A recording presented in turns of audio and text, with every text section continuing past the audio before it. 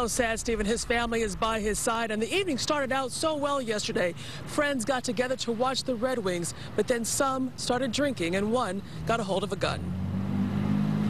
19-year-old Cameron Bach, his friends call him Cam, and this picture was taken just hours before what appears to be a horrific accident during a small party with friends in this Commerce Township home. Hello?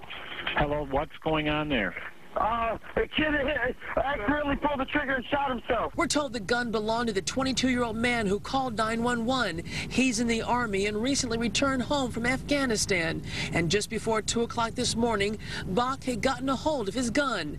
19-year-old Bach was reportedly drinking, and the owner of the gun wanted his weapon back. What kind of gun? 9mm handgun.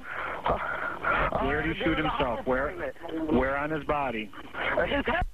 It grazed the side of his head, but I'm keeping pressure on it. I pulled out my Medicaid from Afghanistan. What was he doing with the gun? He was handing it to me. He was pointed towards him, and he had the safety off after he cocked it. And because he was drinking, I said, "Hey, dude, watch out." And then, he pushed my finger on the trigger as he was handing it to me. A bullet went up through his left nostril and was lodged behind his left eye. When did you know something was wrong? As soon as I heard a bang. The shooting happened in 18-year-old Joey Huben-Schmidt's home. He now says this about guns. Don't touch it. Never. Unless they know what they're doing. Guns and late at night and alcohol obviously don't mix. And 19-year-old Cameron Bach remains listed in critical condition here at Detroit Receiving Hospital. We understand his family is by his side, and investigators have not confirmed the report that Bach himself had been drinking, but the case does remain under investigation.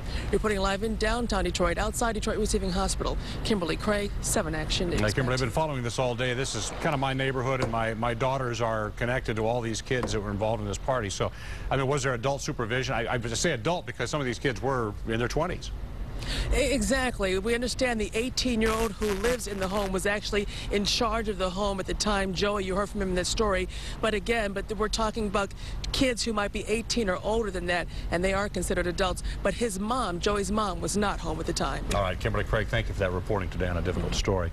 We've got some more details on this. The Oakland County Undersheriff says most people call 911 with their cell phones.